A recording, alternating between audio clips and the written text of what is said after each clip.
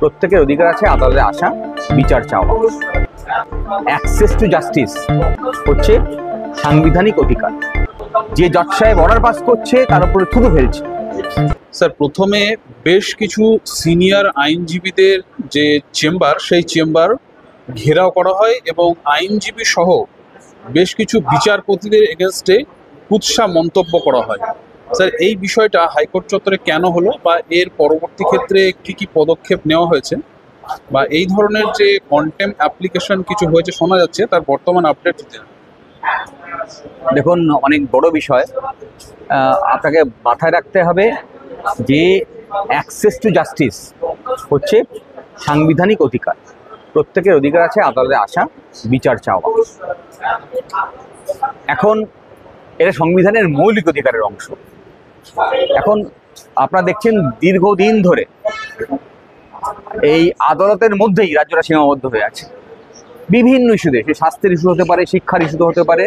হ্যাঁ, তাহলে বিভিন্ন বিষয় নিয়ে দুর্নীতির আখড়া তৈরি হচ্ছে এই রাজ্য। তাই নিয়ে বারে বারে মানুষ আসছে আদালতে। আদালতকে আটকাতে হবে, যাতে আদালতের আইনজীবী যারা সওয়াল করছেন তাদেরকে আটকাতে হবে। এটা সমাধানের রাস্তা কখনো হতে পারে না।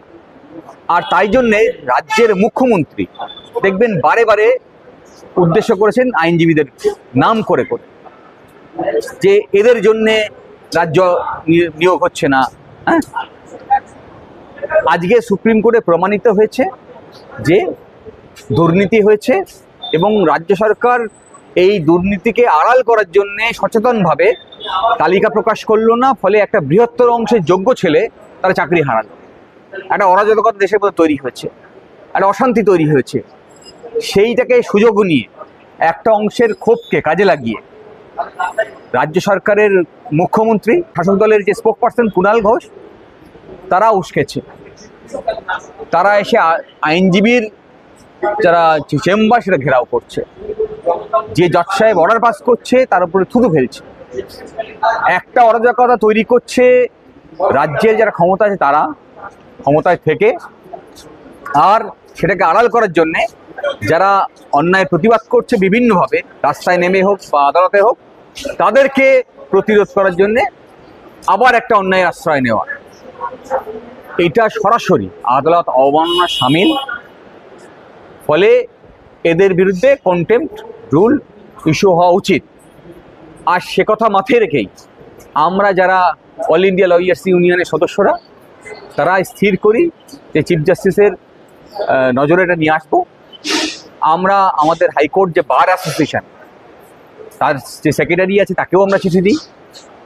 বারের থেকেও তারা চিফ জাস্টিসকে জানায় এবং আমরাও হলফনামা দাখিল করি চিফ জাস্টিস কোর্টে। চিফ জাস্টিস এই ঘটনার কগনিজেন্স নেন এবং পরবর্তীতে 3টে জাজের একটা বেঞ্চ তৈরি করে দেন। সেই বেঞ্চ এই মামলার এখন শুনানি করছেন। তারা ইতিমধ্যে একটা প্রাইমা ফেসি ভিউ তাদের প্রকাশ করেছেন, জানিয়েছেন যে তারা মনে করছেন যা মেটেরিয়াল তাদের সামনে আছে তাতে একটা ক্রিমিনাল কন্টেম্প্ট হয়।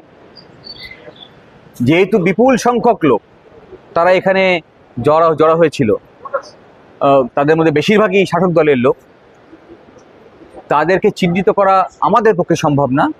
তাই কলকাতা পুলিশের কমিশনারকে ডাইরেকশন দিয়েছেন যে তাদেরকে চিহ্নিত করে রিপোর্ট দাখিল করতে আদালতে।